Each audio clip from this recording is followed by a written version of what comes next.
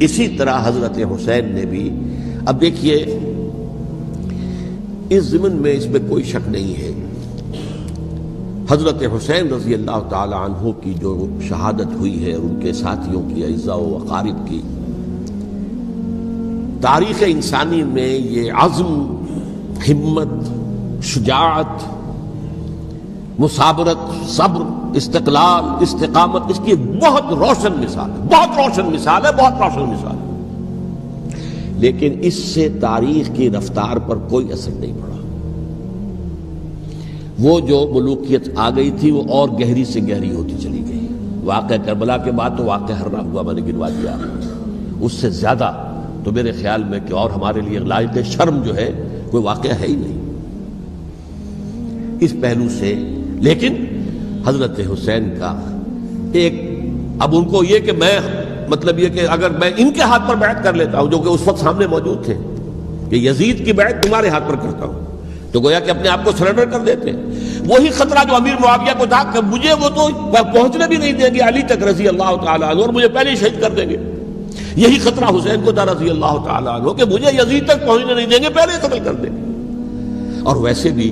یہ ایک شرافت، مروت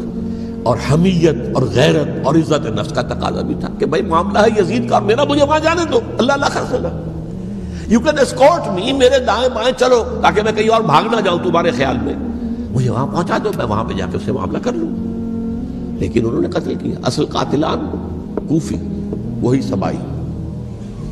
البتہ یہ ہے کہ اس واقعے کی جو یادگار ہے اس میں کوئی شک نہیں ہے کہ اس نے مسلمانوں میں سے ایک گروہ کے دل میں قربانی اور شہادت کا جذبہ بہت پیدا کیا، اس میں کوئی شک نہیں۔ اور جس طریقے سے کہ عاشورہ محرم میں یاد منائی جاتی ہے، جس طریقے سے اس نے اہل تشیع کے اندر قربانی کا جذبہ بے انتہا پیدا کر دیا، اگرچہ وہ جذبہ بروئے کار نہیں آتا، اس لیے کہ ان کے ہاں یہ عقیدہ ہے، یہ طے ہے کہ جب تک حضرت مہدی ظاہر نہیں ہوں گے ہم کسی کے خلاف بغاوت نہیں کریں گے۔ یہ پوری تاریخ میں ان کا معاملہ رہا، تمام جو ہے ائمہ اہل بیت کا معاملہ رہا، جب تک مہدی نہیں آتے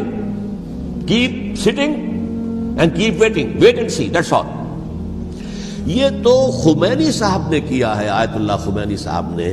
کہ انہوں نے یہ ایران کے شیعوں کو باور کرایا کہ بھائی جب آئیں گے حضرت مہدی آ جائیں گے، لیکن ہم اب ہاتھ پر ہاتھ رکھ کر بیٹھے رہیں، باطل کو چیلنج بھی نہ کریں، ہمیں کچھ تو کرنا چاہیے، وہ ہاتھ پاؤں ہلانے چاہیے، اور کچھ نہیں تو مہدی کا راستہ جو ہے صاف کرنا چاہیے، تمہید کرنی چاہیے، ان کے راستہ ہموار کیا جائے۔ تو یہ ان کی بڑی عظمت ہے آیت اللہ خمینی صاحب کی کہ اہل تشیع ایران کے جو ہے ان سے انہوں نے یہ بات منوا لی کہ ہم بالکل انرٹ نہیں بیٹھے رہیں گے، بلکہ اب انہیں نائب امام قرار دے کر اور ولایت فقیہ کے فلسفے کے حوالے سے، یہ دو چیزیں ان کی جو ہیں بنیادی فلسفے کی ہیں، وہ اس وقت میرا موضوع نہیں ہے، انہوں نے عوام کو ایسا کھڑا کیا ہے کہ 20,000 سے لے کر 30,000 کے درمیان انسانوں نے جانیں دے دی، عورتوں کے جلوس نکلے، شیرخوار بچہ گود میں ہے عورت کے اور گولی کھا رہی ہے اور مر رہی ہے، گر رہی ہے۔ اب سوچئے زندگی کتنی عزیز ہوتی ہے، اور شیرخوار بچے کے لیے ماں کی جو زندگی ہے اس ماں کو اپنی زندگی کتنی عزیز تر ہوگی کہ اپنے لیے نہیں تو اس بچے کے لیے مجھے جینا ہے، لیکن نہیں، گولیاں کھائیں گری۔ یہ جذبہ انہی میں ہے۔ واقعہ یہ ہے کہ اہل سنت کے اندر یہ جذبہ نہ ہونے کے برابر ہے، یہ میں واشگاف الفاظ میں کہہ رہا ہوں۔ پورے عالم اسلام میں صرف شیعہ ایران ایسا نکلا ہے کہ جس نے بادشاہت کا خاتمہ کیا، باقی سعودی عرب میں بادشاہت بیٹھی ہوئی ہے، ڈٹ کر بیٹھی ہوئی، اربوں ڈالر کا ایک ایک محل بنتا ہے ان بادشاہوں کا، اور سنی سن ہے، سن، کوئی حرکت نہیں۔ وہ تو اب جو حرکت ہو رہی ہے وہ اینٹی امریکن حرکت ہے جو ہو رہی ہے، وہ در حقیقت وہ مسئلہ بالکل دوسرا ہے جو اس وقت ہو رہا ہے، لیکن یہ کہ عالم اسلام میں کوئی تحریک ایسے نہیں اٹھی۔ یہ اہل تشیع میں ہے جو بالکل استثنائی بات ہے کہ انہوں نے جو ہے ایک ایسا بادشاہ جس کو کہا جاتا تھا کہ اس کا جو اسلحہ خانہ ہے وہ ایشیا میں سب سے بڑا اسلحہ خانہ ہے، جو 2500 سالہ پرانی جو ایک عظمت تھی ایران کی اس کو دوبارہ تازہ اور زندہ کرنا چاہتا تھا۔ 2500 سالہ برسی اس نے منائی تھی، اس کے لیے ایک شہر آباد کیا تھا کہ خسرو یا سائرس یا ذوالقرنین قرآن مجید کی اصطلاح میں اس کی یادگار بنائی تھی. اور وہ سوچ رہا تھا کہ وہی عظمت دوبارہ ایران کی ہوگی جو کیخسرو کے زمانے میں تھی، جس کا قرآن مجید میں سورہ کہف کے اندر ذکر ہے، مشرقی فتوحات، مغربی فتوحات، شمالی فتوحات. تو وہ بادشاہ جو ہے اس کو بھاگنا پڑا ہوا قربانی کی وجہ سے. تو یہ جو ہے واقعہ کربلا نے، اس میں کوئی شک نہیں ہے کہ ایک ایسی مشعل روشن کی ہے جس کو کہ ہر شخص کو دیکھنا چاہیے. یہ بھی انسان، جیسے کہ اقبال نے ایک شعر کہا تھا غالب کے لیے، فکر انسان پر تیری ہستی سے یہ روشن ہوا ہے، پرے مرغ تخیل کی رسائی تاک ہو جا. تو فکر انسان پر حضرت حسین کی قربانی سے یہ واضح ہوا ہے کہ انسان کس حد تک جا سکتا ہے قربانی دینے کے لیے اپنے کسی مقصد کے لیے. مقصد ان کا جو تھا، میں نے اسی لیے آیت پڑھی تھی، معاذ اللہ ثم معاذ اللہ. میں ایک آخری بات جو کہہ رہا ہوں وہ نوٹ کر لیجئے.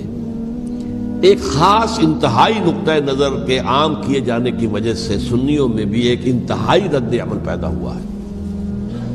Extreme rightist سنیز. اگر ایک طرف سے حملہ کیا گیا ہے حضرت عثمان کی نیت پر، ان کو خیانت کا الزام لگایا گیا، ان پر اقربا پروری کا الزام لگایا گیا، حضرت ابو موسیٰ شریف پر خیانت اور غداری کا الزام لگایا گیا. یہ ساری چیزیں اگر صحابہ کرام کے اوپر ہوئی ہیں، امیر معاویہ پر، امیر اور عمرو بن العاص پر، تو جواب میں کچھ لوگ کھڑے ہو گئے. حضرت علی وہ اقتدار کے طالب تھے، معاذ اللہ ثم معاذ اللہ ثم معاذ اللہ. یہ اہل سنت کا موقف نہیں ہے.